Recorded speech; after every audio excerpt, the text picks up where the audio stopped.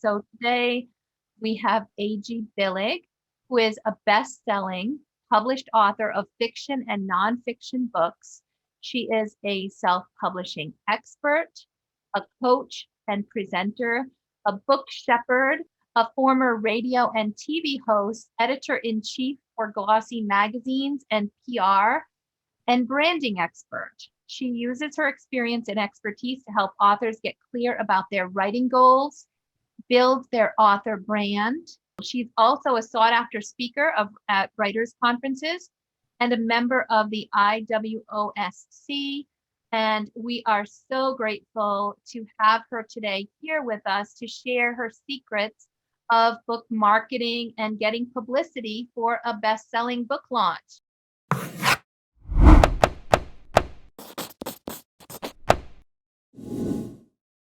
Why don't you tell us a little bit about your author journey and how you got where you are? Before we break into ideas and tips about marketing, we would love to hear your origin story.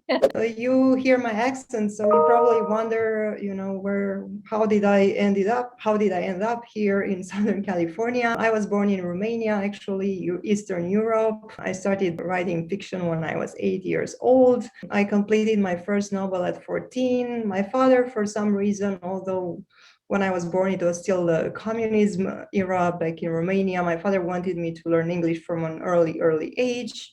And that's what I've been doing my whole life. After I wrote my first novel, I took a break. I went to college. Then I pursued that career in radio and TV. But somehow I felt that something was missing in my life. Each one of us has a very special gift. And the gift of writing is one of the most beautiful gifts you have. So I think if you're clear that this is what you want to do, and if you feel that you can live without it, and this is what fulfills you, I think you're on the right track, and then everything will be way easier for you, even the learning book marketing, because you are really passionate about bringing your story into the world and reaching out to readers. At some point, 2011, I felt I had to write, to get back to writing. I started posting some stories on my blog. It was in Romanian, and then a friend of mine who lived in London, he saw those stories, and as a reader, he said, "Hey, I think there's something there. Why don't you come to the London Book Fair to look for a literary agent?" I don't know if you're familiar with the London Book Fair, but it is one of the major fairs and events I would say around the world. It's a place where publishers go to showcase their books, and literary agents are also there to sign new contracts. My goal was to get a literary agent. It was 2012, excuse me. I didn't know much about self-publishing. I was listening to Joanna Spen podcasts, which is a really good one. I was still looking for a traditional publisher. So what I did was that I translated some of my stories in English. I started pitching literary agents. Many ignore me. One said no, one said, okay, I want to see what you've got. So I took a flight to London and I went there, and I felt that something good is going to get out of it. And I ended up with not signing with that literary agent, but actually signing a contract with a publisher from the Isle of Man, UK, MP Publishing. They gave me a contract for my short story collection, and that's how I traditionally published my first book. And then life took me to the US, and here I am. I've been here for a few years now. I've been tremendously enjoying meeting authors, being at writers' conferences, and of course, continuing writing more books. So I wanted to share this story because many people say it's so hard to get a literary agent. And the thing is that we are surrounded by these myths or beliefs that things or certain things are impossible, and they aren't impossible. And in 2015, I returned to the London Book Fair just to, catch up with what's going on in the industry. And that's when I learned about Mark Dawson. Maybe some of you are familiar with him because he's also now famous for his Facebook ads course and his podcast. But he was on a panel and he said, last year I made $500,000 with my books. and he was selling ebooks only. And that was an eye opener for me. And I realized that for people who have this entrepreneurial mindset and who can be really productive, self-publishing is really a good avenue to go. That's amazing. So for those who say, you know what, I just want to write, that's what I do best. I'm not a marketer. I just want somebody else to market my books. What do you say to those people who just feel like, that's just not their thing and they don't want, or they're not open to really learning about marketing? First of all, I want to say I hear you, because as much as I like helping other authors, when it comes to my own books, I'm kind of, maybe for us, because we are creators, we feel like, okay, all we need is to create, and then we don't need to beg or ask for attention. It should be enough just to create this beautiful piece of art or literature and put it out there, and that should be enough. But unless you win the lottery, to pay somebody to do this job for you, if you're really serious, dedicated to building a career as an author, then you need to let people know that your book or your books exist. They are out there. And the only way to do this is to do the book marketing. That manuscript, the moment you sell it, it becomes a product, and you put on the business person head when you do it as a self-published author. So that product needs to be appealing to the audience. The book description, your author bio, your author headshot, all of those are part of the book marketing process. So everybody is doing book marketing, whether they realize it or not. Now, for people who are just starting on marketing, do you have any tips or things that a new person can get started with, or really key things in order to do a good job with marketing and promoting your book? The first question you need to ask yourself is, okay, other than uploading the files on Amazon, what can I do to let people know that I'm writing this book, that I'm going to release this book? And how can I talk to them in a way that will make them curious or interested in learning more? Nowadays, everything happens online. People are online. They spend so much time there. So the thing is that you need to be where your potential readers are. So the first thing I think you need to do is to establish an online presence. Your author website, is your hub. It's a marketing tool. It's also a place where you can sell books.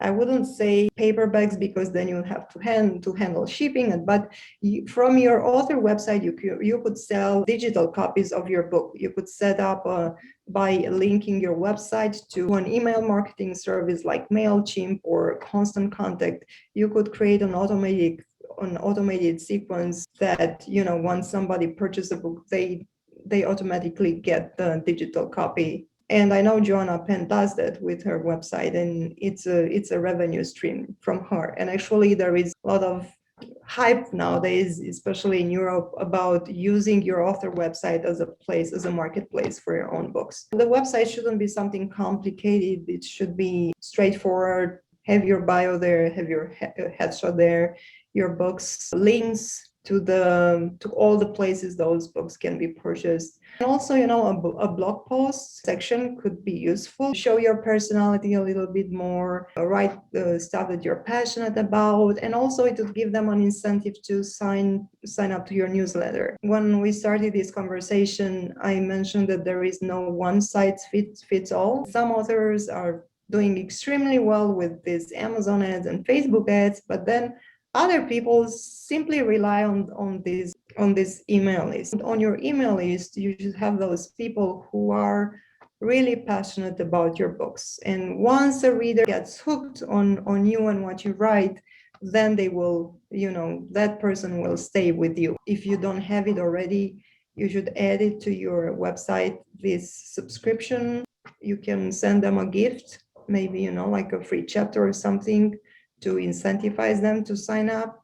Each time a person signs up, again, by setting up an automatic email sequence, they should get a thank you note. And that's where, the blog posts come in handy. Even if you do, 2 or 3 a month, you don't have to write every day. I know it's time consuming, but in that monthly newsletter, you can send links to those posts and give them something that would make them happy. Is this kind of a part of growing your author brand, the website, the different things that you're doing there? What is building your author brand? To me, that sounded like a foreign concept. So tell me more about that. And I like to compare it to flowers.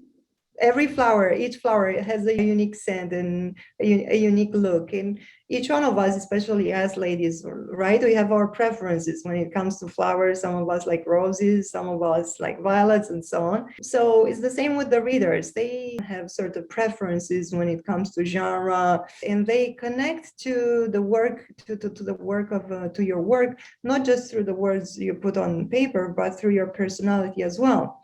So actually, your author brand would be that something that makes you unique and easy to recognize. That's a combination of your authentic personality. Find those aspects of your personality that are really unique, that are consistent with your book genre, with the themes you're writing about, that appeals to your audience.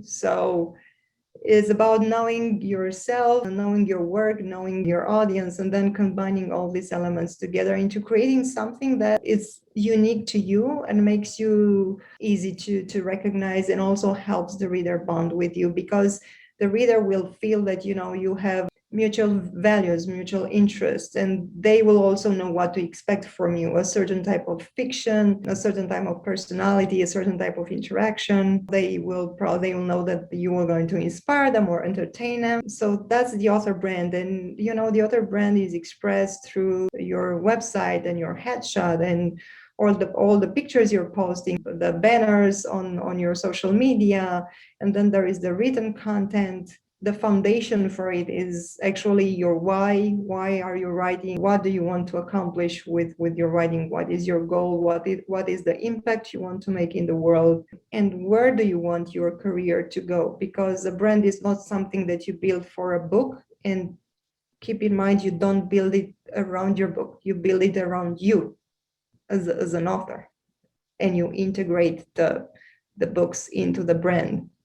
And when you build it, think long term. So where do you see yourself in the next 5 years? What do you want to accomplish? And then with that in mind, you can start thinking about the other elements that you can add on top of it. So I see that there are a lot of people who, you see them everywhere. They're on news programs, being featured on different websites. You see their content out there. Others that will say, gee, if you don't know somebody, you can't get that kind of publicity.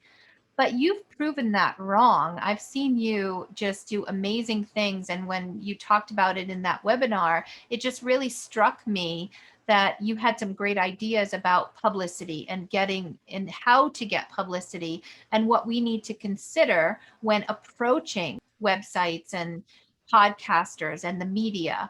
I'd love to hear your take on, for us regular authors, is there publicity out there for us? And if there is, then how do we go about doing that and making sure that we give them what they are looking for so that they can escalate us at that same time? I have to say, back in Romania, because of my background in journalism, TV and radio, I knew a lot of people, so it was way, way easier. So there I had a book launch. I had 3 national TV stations. I had 200 people. I had sponsors.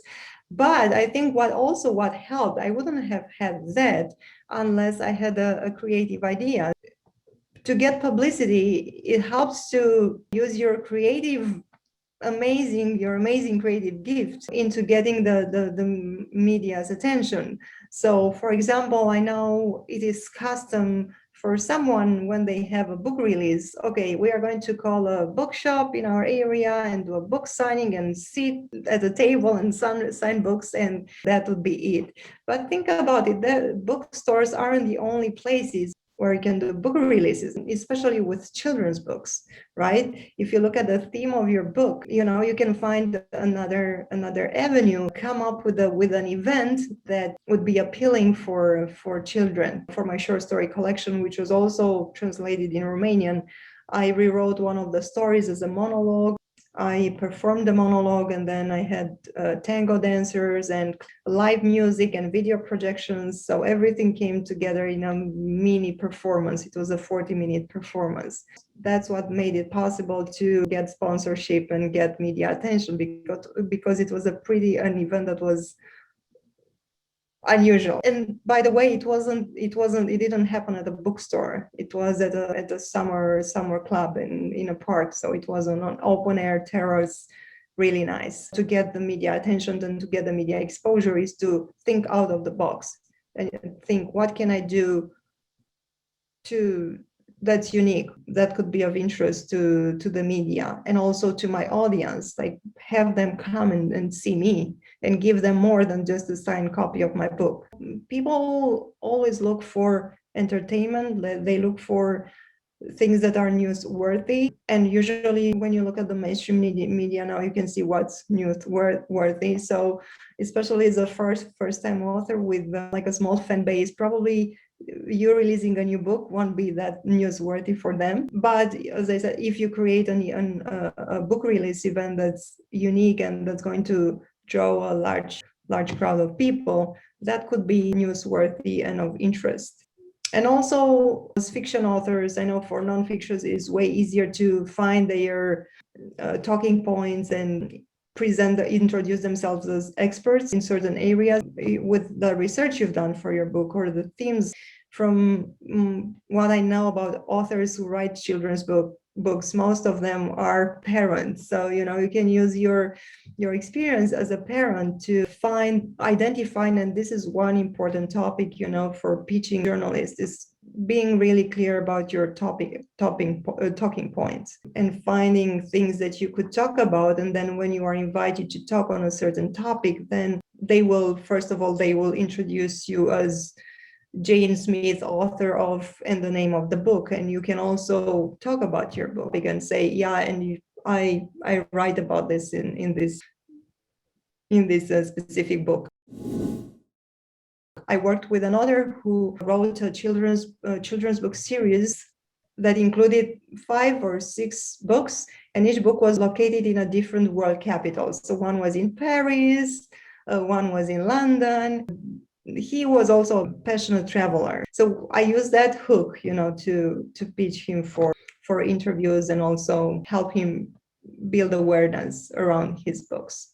So hooks and talking points with the media, those are things we hear about a lot. Do you have any advice on how to create these hooks, and what do we consider when we're trying to put a hook together? I have a program about that, but so to come up with those talking points, they should be something that you should be able to elaborate on. So if you say everything you have to say in one paragraph, then probably that's not your talking point. If you've done research for your books, look at that. Look at your writing process, the setting of your books as well, the themes of your book.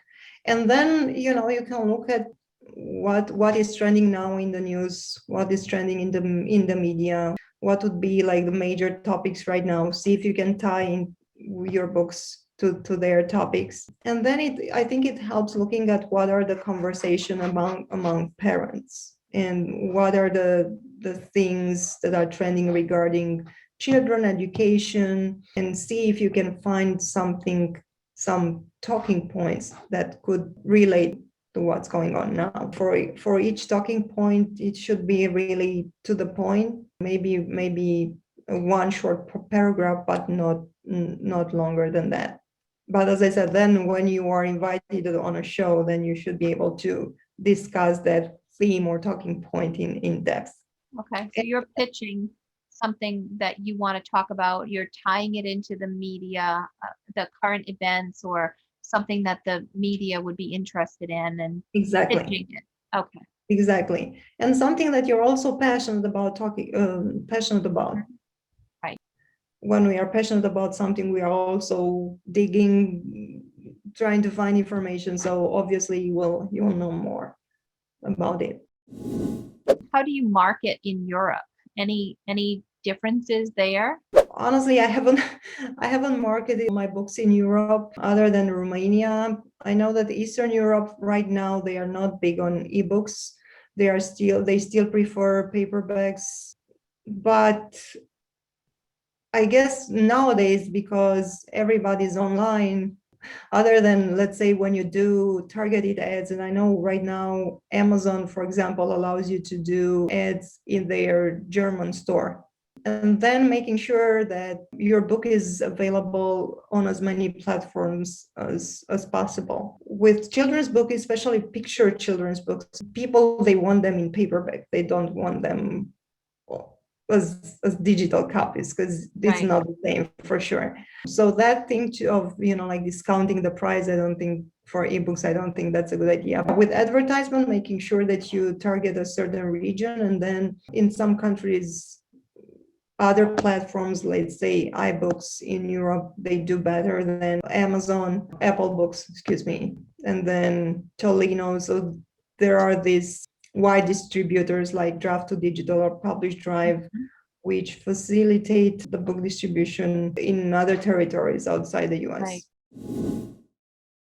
How does a subscription to an email list work?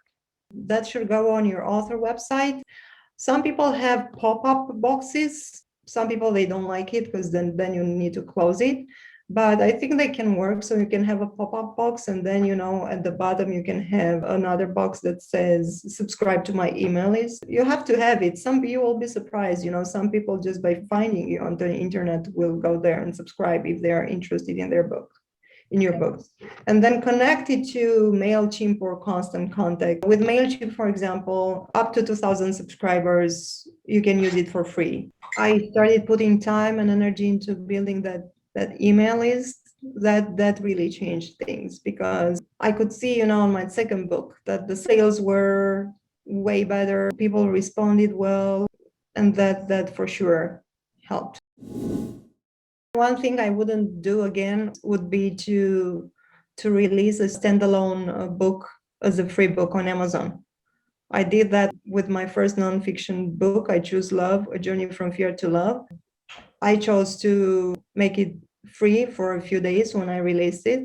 And it was true, it got like tons of downloads, and it was number one, but it didn't help because I didn't get any reviews, and then that didn't translate into the paid list. Usually people, when they get free stuff, they are not really appreciative about it. And then people who get these free books, they don't read even half of it. So I wouldn't recommend that. That was an eye opener for me. Self-publishingmastery.com. That's for authors. And then there is my website, agbillig.com, and there you can subscribe to my author mailing list, and you will get the short story collection. Now, just following up on that, as when you're building and developing your email list, then how often are you communicating with them? Well, once a month. Once a month. Okay. Is it more important to be consistent than to be frequent? We are creatures of habit.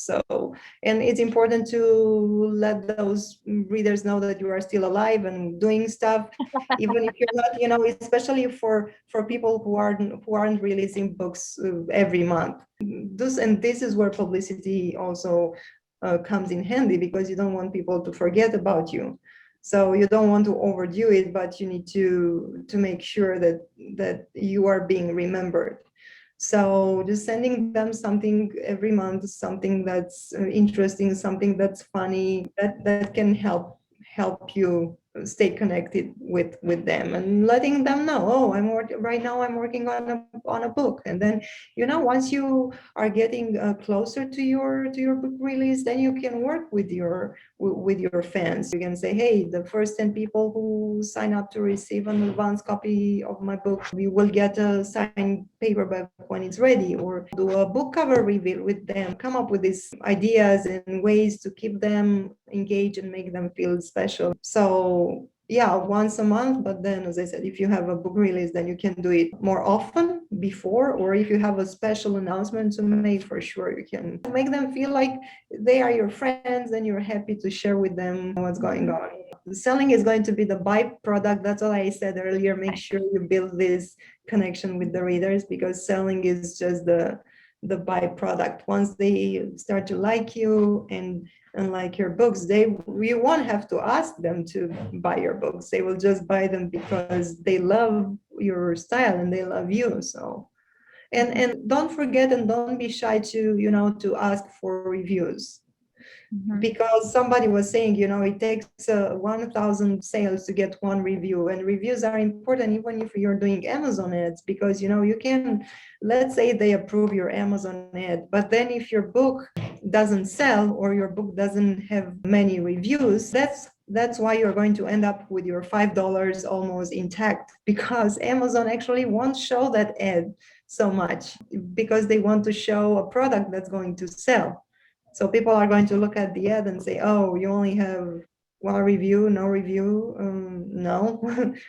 So book reviews are important in the book marketing process. It's called social proof. And at some point it's like a snowball that's going to roll, because I guess the more you have, then the more you get. But in the beginning, just to get the first 20, 30, you need to really go and ask, hey, if you like my book, leave a review. Most of the talk that's been going on lately about book marketing is as if everybody would have a book series, and I don't have a book series either. So exactly what do we do about standalones? Well, in a way, it's kind of the same thing. Like, you need to have that online presence, create ways for people to so people can find you. Create a page where people can read about you, who you are. You look beautiful, so put up your headshot. Make sure that everything looks professional, and I'm sure it'll do if April helps you with that. Yeah, educators, just for all children's book, educators and librarians, they are your target audience. Ultimately, they are going to recommend books to their children. It's something that parents, educators, librarians decide. So that's something to keep in mind. I know that public libraries, especially now, they are opening in my area, Anaheim, Huntington Beach, for example. They have these events all year long for children. So you may reach out to your the public library in your area where you live. So come up with not a workshop, like an event where you could teach children or show children or inspire children using your book, and create a mini event, and then you could sign books. But if you can come up with something more, maybe some activities, have them, involve them, do something interactive where they could talk to you, that they could ask questions, or they could draw, or they could do something, like this education through having fun. Think about that.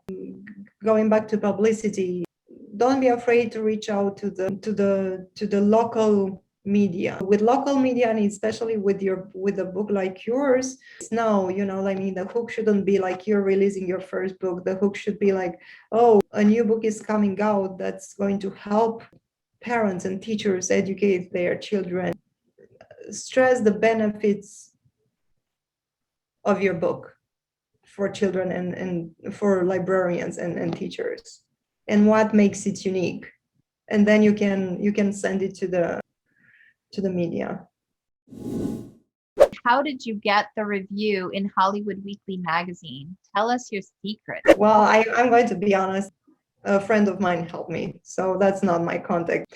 Don't stay away from creating relations with other authors as well, because you never know. You can help each other and you can elevate each other. Once you start growing your mailing list, if you're targeting the same age range, when you send your monthly newsletter, you can recommend another author's book in that newsletter, and he can or she can do the same from you. So, and that way you can reach an audience that you don't have right now. Yeah, Yeah, I've heard that borrowing others' audiences is a Mhm. great way to Yeah. really grow your readership. Yeah. And collaborations like that are really helpful. Are there other sources of ways that you do that, AG? Well, yeah, publicity for sure is another way of building your readership because they already have a huge following. So one of the reasons why we still want to be in the mainstream media is because we can tap into an audience that's so much larger than ours. Not only mainstream media, right now there are many podcasts that are more open to inviting guests that aren't famous people.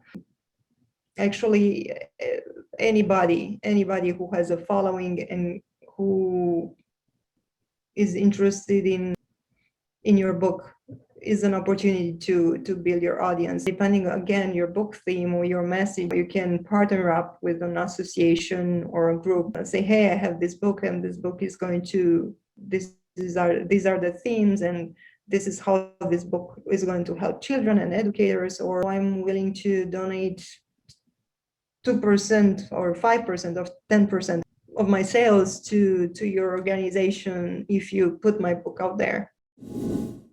I put those blog posts on the website, also for SEO purposes and for traffic purposes. In the newsletter, I include just a portion of that blog post and then the link. So people, if they want to read it, they go to the website. Because, I think unless there is a news website that people go and check every day for news. People will go to an author website on a weekly basis or daily basis to see if there is any new content. But for sure, in your newsletter, you can add something that's unique to the newsletter. If you have a favorite song, you can add a link to your favorite song in just the newsletter. That shouldn't be on the website. Again, if you want to do a cover reveal, you can do it in the newsletter and later on the website, but do it in the newsletter first. Hey, sign up to get exclusive updates, cover reveals. So make sure that people know that if they want to be the first ones to learn all that great stuff and have access to it, they need to learn to sign up to your newsletter. The blog post should be consistent with your persona, your brand, who you are, and with your themes, the themes of your books. Based on the research you do about your audience, they should speak to your audience. And don't be afraid to be personal and authentic. Things that you are passionate about, but things that are also kind of tied to your books. I think this kind of funnel thing is more appropriate for authors who are doing coaching or that kind of thing. I mean, you can always put a link to your book if you want to. But what you can do is in your blog posts, you can link certain words to other blog posts instead of spending maybe 5 minutes instead of 1 minute. And especially with only one book, I wouldn't get into this approach, with the funnel right now. AG, tell us a little bit more about your programs and some of the stuff that you're doing with self-publishing mastery and opportunities for authors to connect with you and continue the learning that you started here.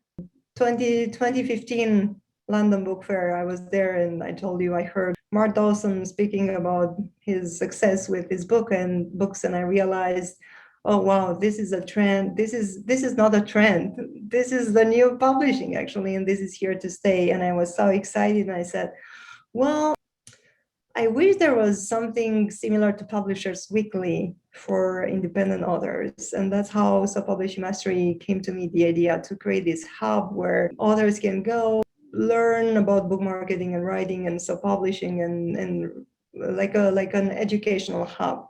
So I created this platform. It's up there. You can go and check it out. It's got articles, it's got interviews, events. It's updated on a weekly basis. We have a newsletter, and if you subscribe, you'll get a welcome kit that includes a list of Amazon book reviewers, by the way. We also help authors with their book marketing and branding. I'm also doing one-on-one and group coaching. I'm really passionate about helping authors with their media and public appearances because they're really important. So to be well prepared, to know what to say, to know your messages before you embark on this quest and this journey of pitching journalists. That's really important. So I created a 1-month media training mastermind program that starts beginning of August. It's going to be online every Monday.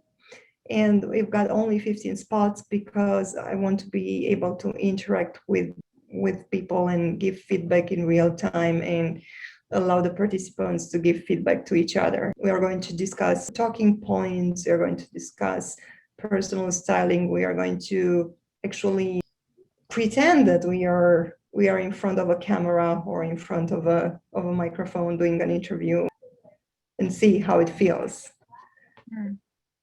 That sounds scary to me, but I love the idea. I know I need it.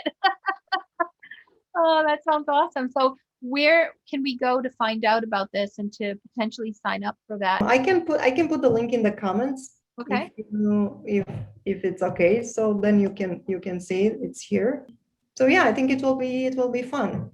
It will be fun and really rewarding. I usually do have something every month. So this one is in August. I'm not sure yet. I'm still working on the one in September. Is there a preferred method of contact if anybody wants to reach out with other questions or to get some advice? Do you prefer an email or go to your website? And I think email is the most straightforward way. Thank you so much. This has been a wonderful opportunity for us. We really appreciate having you here.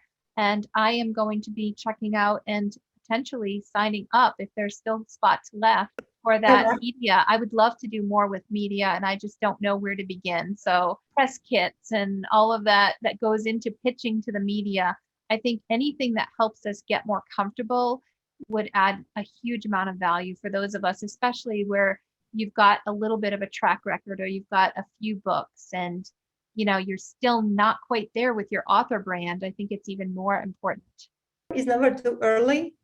It's never too early, but it's never too late to start. The good thing about being a self-published author is that you always can go back and change your cover, change your description, even with your keywords. Do your research, pick 100 keywords, and then try different combinations and see which one works best for you. What I really love is that you've got that perspective of a former journalist. So what pitches you would have ignored and what things are going to make you want to click further or forward something along to someone else. So I think that perspective goes a long way. And that's certainly something I don't have, but I really want to pick your brain about more in the future. If you have questions, contact me. Right. Well, thank you very much for your time. I appreciate it. Thank you so much for having me and good luck, everyone. Have a good one. Thank you. Thank you.